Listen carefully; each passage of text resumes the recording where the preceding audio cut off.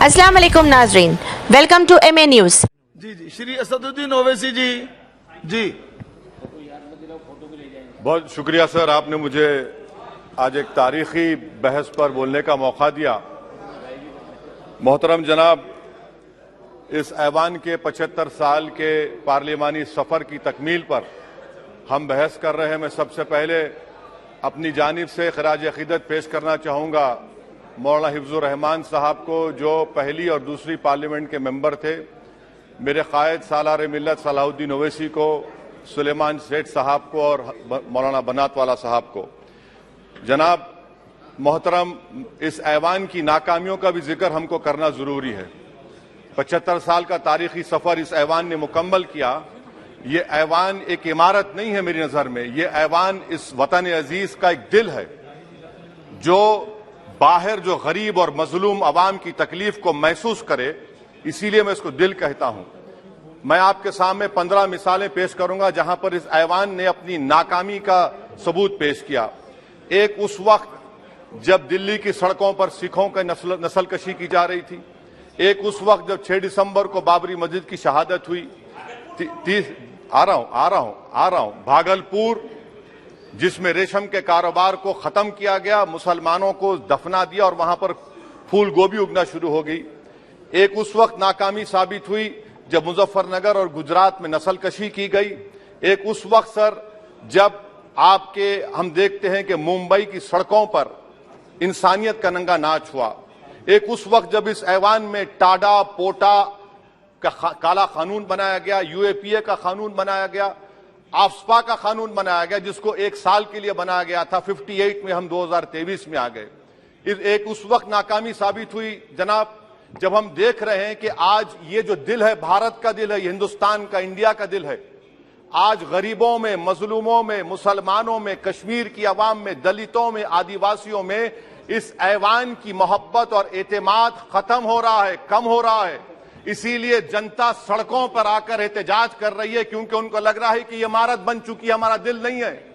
चाहे CAA का protest हो, चाहे किसानों का प्रोटेस्ट हो, चाहे शेड्यूल कास्ट के रिजर्वेशन का मसला हो। इसीलिए मैं आपके जरिए हम तमाम को मुतनब्बे करना चाह रहा हूं कि अगर हम रोडों पर इंसाफ करना जनता को अलाउ करेंगे, इस ऐवान को दिल नहीं रखेंगे, तो याद रखिए ये हमारी पार्लियामानी जमहूरियत के लिए बड़ा नुकसानदेह साबित होगा। और नुकसानदेह इसलिए भी होगा कि क्या हमको अपने ख्वाब गफलत से, अपनी जिम्मेदारियों से निभाने के लिए क्या भगत सिंह को आके बैठना पड़ेगा ऊपर कि देखो तुमने 75 साल में कैसा कानून बनाया और किसको कहां तक पहुंचा दिया। स्पीकर जनाब, इसीलिए मैं कह रहा हूं कि हम तमाम को अपनी जिम्मेदारियों को निभाना पड़ेगा। ये इमारतें ईंट से बनी हुई जरूर हैं, मगर ये इस इमारत में दिल है। इस इमारत को दिल के तौर पर बरकरार रखना पड़ेगा। स्पीकर सर, एक और मिसाल दे रहा हूं जहां पर इस ऐवान की नाकामी है। सर, अब तक लोकसभा के कितने 899 मेंबर कामयाब हुए। अब बताइए सर, पार्लियामेंट्री जमहूरियत में, शराकतदारी की जमहूरियत है, रिप्रेजेंटेटिव फॉर्म ऑफ डेमोक्रेसी में 8,992 में कितने मुसलमान कामयाब हुए? कितने सर? 520, जबकि 1070 को इस ऐवान का मेंबर होना चाहिए था। कितना डिप्रीविएशन है सर? कितना डिप्रीविएशन है? 92% डिप्रीविएशन है। इस मौजूदा पार्लियामेंट में स्पीकर साहब सिर्फ 26 हैं, 14% मुसलमान और सिर्फ 4.8 उनका रिप्रेजेंटेशन है। बताइए, हम वोट डालने वाले बन गए, वोट लेने वाले नहीं बने। या तो हकीकत यह है कि आप वोट डालना नहीं चाहते उनको, आप सबको वोट डालेंगे, मगर जहां पर मुसलमान आएगा वो कामयाब नहीं होगा। बताइए, जब दिल में एक 14% आबादी की नुमाइंदगी नहीं होगी तो आप क्या फैसले करेंगे? क्या इस ऐवान को हम कहेंगे कि ये रिप्रेजेंटेटिव फॉर्म ऑफ डेमोक्रेसी है? स्पीकर साहब, मैं आपको एक और मिसाल देना चाह रहा हूं। बाबा साहिब अंबेडकर ने सही कहा था, अंग्रेज उस जमाने में पार्लियामेंट बुलाते थे टैक्स बढ़ाने के लिए। हम उसी रास्ते पर जा रहे हैं, हम उसी रास्ते पर जा रहे हैं। हम तो बाबा साहब अंबेडकर को हमने सच साबित कर दिया। स्पीकर सर, आखिर में मैं आपको बताना चाहूंगा कि आज आप देखिए कि चाणक्य ने क्या कहा था। चाणक्य ने सही कहा था। चाणक्य ने सही कहा था कि जब राज चलाने वाले व्यापारी हो जाएंगे तो उस राज के लोग भिखारी हो जाएंगे। आज ये वक्त आ चुका है सर, आज ये वक्त आ चुका है कि क्या first pass the post system इस देश के लिए सही है? या फिर हम प्रोपोर्शनल फॉर्म ऑफ रिप्रेजेंटेशन को फॉलो करेंगे।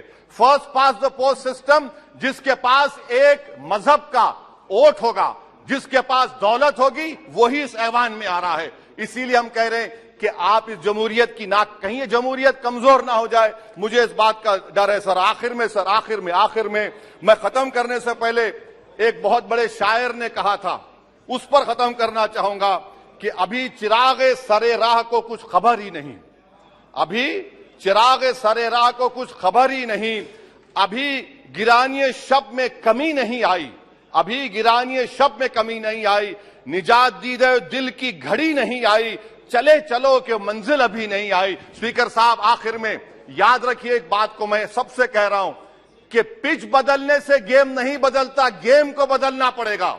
आप पिच बदल रहे हैं, वरना याद रखिए जब तक हम अपने जमहूरी उसूलों पर, रूल ऑफ लॉ पर, संविधान पर अटूट अमल नहीं करेंगे, वरना याद रखिए कहीं नई इमारत भी हिटलर की राइक्सटैग की इमारत ना साबित हो जाए। बहुत बहुत शुक्रिया सर। ये नहीं, ये श्री अरविंद सावंत।